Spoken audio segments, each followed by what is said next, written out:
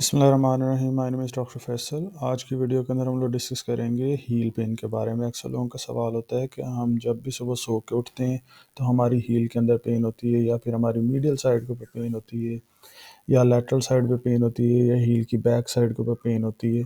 सो आज की इस वीडियो के अंदर मैं आपको हील पेन के बारे में बड़ी डिटेल से बताऊंगा, और किस तरह से ये हील पेन जो वो जनरेट होती है, और इसके काजेज़ क्या हैं, टाइप्स क्या हैं, सिम्टम्स किस तरह के होंगे, और आप इसको ट्रीट किस तरह से कर सकते हैं। वीडियो को एंड तक देखना है ताकि आपको इस हील पेन के बारे में एक एक चीज़ का पता लग सके।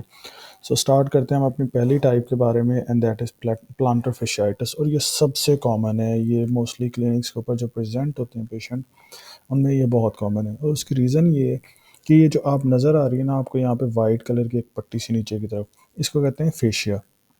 अब ये फेशिया जो है वो आपके पट्टों के बिल्कुल नीचे की तरफ होता है और आपकी हड्डी के ऊपर की तरफ होता है।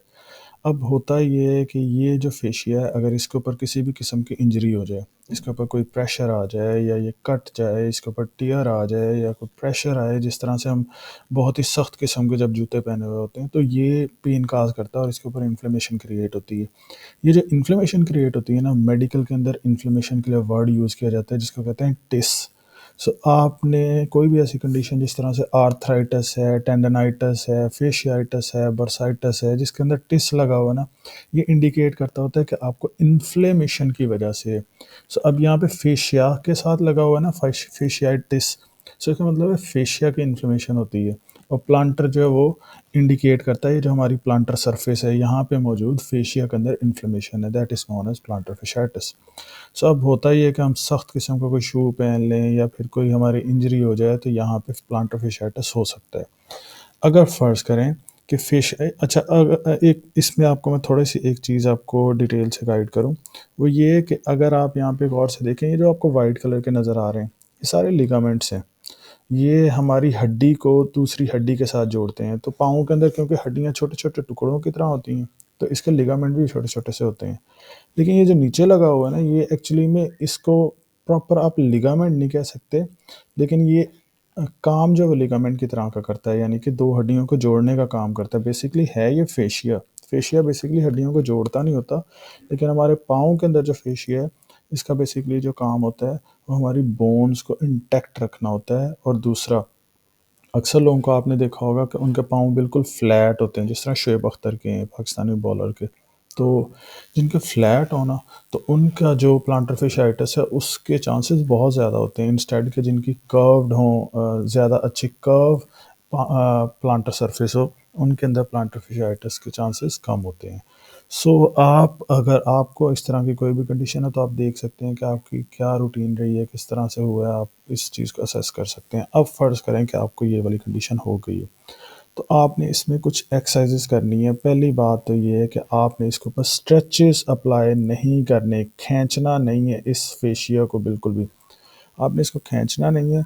दूसरा, आपने इसके ऊपर आइसिंग करनी है।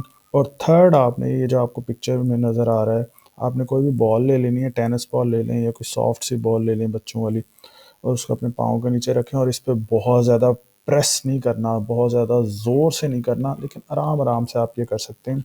इससे आपको फ़ायदा ये होगा कि आपके इस रीजन के अंदर वेज़ोडाइलेशन होगी, और आपकी खून की जो बहाव बहाव है इस तरफ, वो ज़्यादा होगा। उससे फ़ायदा ये होगा कि जब यहाँ पे खून ज़्यादा आएगा, तो यहाँ पे स्कार फॉर्मेशन, यानी कि खरींड बनने का अमल जो है स्टार्ट होगा। आपका ये जो ज़ख्म है, जो अंदर की तरफ है, ये पकना स्टार्ट होगा, और ये आपका प्लांटर fasciitis ठीक हो सकता है। इसके अलावा एक और एक्सरसाइज ये होती है, प्लांटर fasciitis के ऊपर बड़ी डिटेल में मैंने एक वीडियो बनाई हुई है, आप चैनल पे वो देख भी सकते हैं। उसके अंदर मैंने काफ़ी सारी एक्सरसाइज बताई हैं। सो एक और एक्सरसाइज ये है कि आपने बैठ जाना है, और अपने जो आपकी फिंगर्स है ना, इन फिंगर्स के साथ किसी भी टॉवल को, कपड़े को इकट्ठा करना है। जब आप इकट्ठा करेंगे, तो आपके प्लांटर सरफेस के जो मसल्स हैं, ये भी यूज़ होंगे, ये भी आपको बहुत ज़्यादा फ़ायदा दे सकते हैं। इसके अलावा आप प्लांटर fasciitis की जो स्पेसिफिक वीडियो है, उसको बड़ी डिटेल से देखिएगा, उसमें आपको बहुत कुछ सीखने को मिलेगा। नेक्स्ट आपको बताता हूँ मैं कि नेक्स्ट जो हमारे पास जो कंडीशन है, वो है हमारे पास, अगर क्लकेनियल स्पर्स बने हुए हों। ये जो बोन है, इसका नाम होता है क्लकेनियस, मेडिकल के अंदर इसको क्लकेनियस कहते हैं। अगर किसी के यहाँ पे स्पर्स बने हुए हैं, तो ये स्पर्स जो हैं वो भी हील पेन काज कर सकते हैं, और इसके लिए बेसिकली जो हमें पता चलता है वो एक्सरे कराने के बाद ही हम डायग्नोस कर सकते हैं कि पेशेंट को हील स्पर्स बने हुए हैं या नहीं बने हुए। सो इस कंडीशन के अंदर जो बेहतर आपको ऑर्थोपेडिक सर्जन्स गाइड करेंगे कि इसके बारे में क्या किया जा सकता है, क्योंकि इसके अंदर मोस्टली यही होता है कि आपको ये रिमूव करवाने पड़ते हैं। मोस्ट ऑफ द चांसेस ये होते हैं, या फिर इस तरह से आपको शूज़ के अंदर मॉडिफिकेशन करनी पड़ती है कि इसके ऊपर कोई प्रेशर ना आए। अगर इसके ऊपर प्रेशर आएगा तो आपको पेन फील होगी। नेक्स्ट हमारे पास टाइप है क्लकेनियल बर्सा के बारे में। कल्केनियल बर्सा की जो पेन है ये भी बहुत कॉमन है और बहुत ज़्यादा इग्नोर्ड है, काफ़ी लोग इस चीज़ को मिस कर जाते हैं।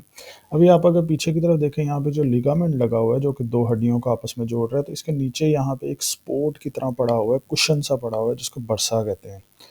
अब ये एक तो कल्केनियल बर्सा है और दूसरा हमारे पास रेट्रो कल्केनियल बर्सा है। अब ये जो दोनों बर्साज हैं, इनमें से किसी की भी पेन क्रिएट हो सकती है। अब इसकी पेन को पहचान करना और प्लांटर फिशाइटिस की पेन को पहचान करना, उसके अंदर फ़र्क ये है कि जब इतनी देर आप बैठ के फिर खड़े होते हैं, तो जो प्लांटर फिशाइटिस है ये पेन काज करता है।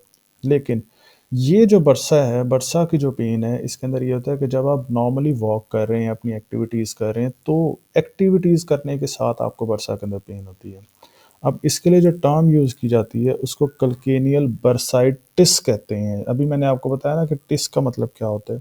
कल्केनियल बर्साइटिस, रेट्रो कल्केनियल बर्साइटिस। सो ये इस तरह के साइंस आ सकते हैं। अब किसी को अगर ये है, ये वाली कंडीशन है, तो मोस्ट ऑफ द टाइम आपको हील की बैक साइड के ऊपर पेन फील होगी, काफ मसल्स के अंदर भी पेन फील हो सकती है। सो ये जो मैं अभी आपको लिगामेंट बता रहा था, ये एक्चुअली लिगामेंट नहीं है, ये आपके जो पीछे से काफ मसल्स हैं उनके टेंडन्स जो है वो नीचे आके लग रहे होते हैं यहाँ पे। लेकिन इसकी शक्ल जो है हमें एक लिगामेंट की तरह नज़र आती है, कि वो बहुत ज़्यादा वाइटिश और बहुत लेंथी होता है। अब इसको जब आपने ट्रीट करना है, ट्रीटमेंट का इसका तरीका, सबसे पहले इसके ऊपर आपने आइसिंग अप्लाई करनी है। एक्यूट स्टेज हो, आपने आइसिंग अप्लाई करनी है, चाहे वो प्लांटर फिशाइटिस हो, चाहे वो कल्केनियस बर्साइटिस हो, तो आपने आइसिंग अप्लाई करनी है। मैंने इस पे बड़ी डिटेल पे वीडियो बनाई है कि आइसिंग कब अप्लाई करनी है, गर्म टकोर कब अप्लाई करनी है। बड़े लोग इसके ऊपर गर्म टकोर अप्लाई कर देते हैं, ये और ज़्यादा सूझ जाएगा अगर आपने गर्माइश के साथ टकोर की तो। एक तो आपने इस पे आइसिंग करनी है। दूसरा इसके लिए सबसे बेस्ट है अगर आप इस पे काइनेजो टेपिंग कर लें, के टेपिंग करें।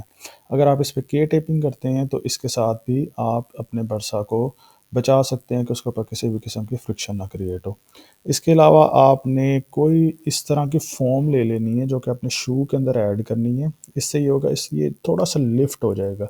अगर ये लिफ्ट होगा ना, तो ये जो आपका बरसा है पीछे की तरफ, इस बरसा के ऊपर किसी भी किस्म का प्रेशर नहीं आएगा। अगर इसके ऊपर प्रेशर नहीं आएगा तो आपको पेन नहीं होगी। ये भी एक पेन मैनेजमेंट का तरीका है आपके लिए।